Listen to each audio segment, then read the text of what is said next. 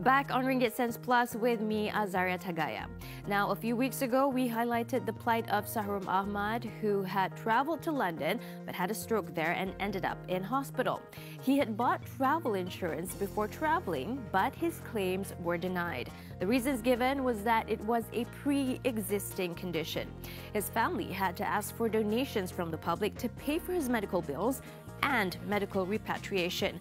Shahrum has since safely returned home to Malaysia. Now, received many comments from viewers asking about travel insurance. We were also contacted by Affin General Insurance, which had insured Shahrum Ahmad's trip, to explain more about how travel insurance works. We spoke to their CEO, Emmanuel, to hear their side of the story of what happens when insurance companies receive a claim. According to Emmanuel, when something unexpected happens overseas, the first thing the travel insurance policy holder should do is to contact the insurance company. There will be an international phone number they can call. If you're traveling alone, make sure your family or friends know that you have travel insurance so that they can inform the insurance company in Malaysia if something bad does happen to you. Once the insurance company is informed, then they will activate the assistance team to assess the situation. If you're hospitalized, then they would need a medical report from the doctor treating you. Once the claim is approved by the insurance company, then it moves pretty fast, where the insurance company will pay the medical bill and repatriate you. If your policy covers it, they will even fly your loved ones over to visit you in the hospital. For travel inconveniences like lost or damaged luggage and delayed flights, policyholders would have to pay first and then come home to submit their documentation to the insurance company. Some even allow you to submit the claims online now. We asked Emmanuel why Shahrum's stroke was defined as a pre-existing condition and was not covered by his travel insurance. Emmanuel told us they couldn't reveal the full details of what happened as they have to respect Shahrum's right to medical privacy. But he did explain how AXA handles claims like these. We were notified of the fact he went for brain surgery or treatment in London the 31st of December, so a bit of time later. As soon as we were made aware of it, we make contact with the family, as well as we ask our AXA assistants locally to support the patient and the family. The next step for us, as I mentioned before, we ask to get access to the medical report issued by the doctor because of time zone difference and probably the fact that this was obviously quite far away. It took, I won't say so long, but a bit of time. At the time that the family wanted to repatriate very quickly the patient, we didn't even know exactly the full extent of the situation. So as soon as we get the doctor reports, we had to make a call, a difficult call, but we had to make the call we did. And after that, obviously, all as a consequence, none of the cost was falling under the coverage of the policy. And obviously, from a customer perspective, it's a very difficult situation, we have to admit. We asked him to define pre-existing conditions and in what situations would a travel insurance policy not pay out.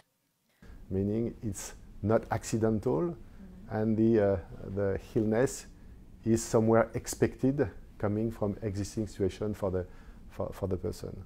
So this exclusion on pre-existing condition also exists in the standard health policy, where we have a more underwriting question, when we ask more questions to the customer to identify what plan will fit to his needs, and in some circumstances related to pre-existing condition, the uncertainty of the risk is no longer there. There is a likelihood that things should happen. And again, when you get a doctor report that clearly stated some facts, you have to admit that, or not, but you may have to admit that the cover is not there. I just want to say a few words. We are dealing with more than 300,000 claims a year. 95% of them go very smoothly. And obviously, when we have some the main one we have issues are of two nature. The one there is a misunderstanding or a not fully understanding of what the policy covers, and the other one is the fraudulent act, which is a different story. People have to understand that travel insurance is not a health insurance policy. It can cover, but on very specific conditions.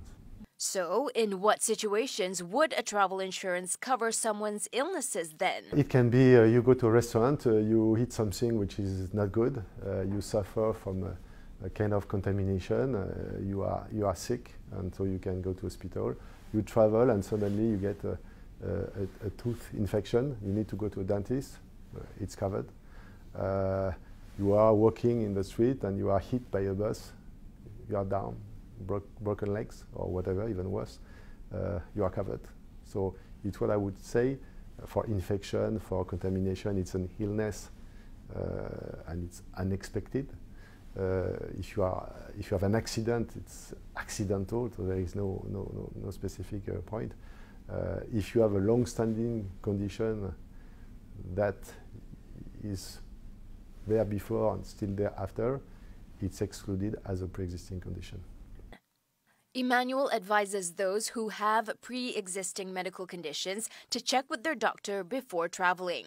Are there any medications they should bring along? Is there any strenuous activities they should avoid, like hiking or taking long walks? Those who are pregnant should also know most travel policies would not cover problems arising from their pregnancy. So travel at your own risk. Right now, the most popular way to buy travel insurance is online, and Emmanuel advises consumers to always read the policy carefully. If they have any questions, ask the online platform selling it or speak to the insurance company itself to find out what exactly it does cover. If you're traveling with a travel package organized by a travel agency, ask them what travel policy covers you. What is the emergency phone number for the insurance company? And give them your emergency contact person back home in Malaysia should anything happen to you. What's important here is that you need to know what you're buying before you travel. Buying a travel insurance policy doesn't mean you're covered if you have a pre-existing condition. It will just give you a false sense of security if you aren't actually covered.